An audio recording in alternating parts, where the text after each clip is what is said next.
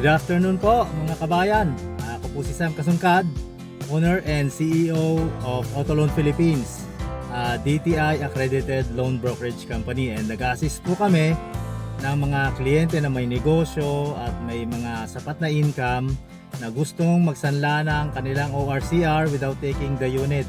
Tumatanggap po kami ng mga kotse from 2008 year model to newest and trucks na 2011 to newest, and again hindi po namin kinukuha yung unit.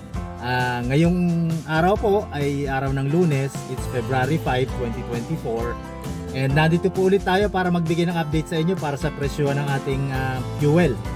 So ito, dumating na po yung aking info na inaantay.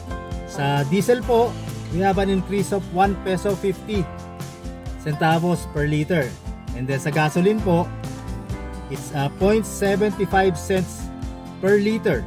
And then yung ating pong kerosene is 80 cents per liter po. So yan po ang ating bagong increase ngayon, and hindi ko na po ito patatagalin. Again, remind ko lang po kayo just in case na you need funds for your business, travel, medical expenses, paying bills, anything, panggamit ninyo, pang sariling gamit. You still get to use the car or truck kung meron kayong truck.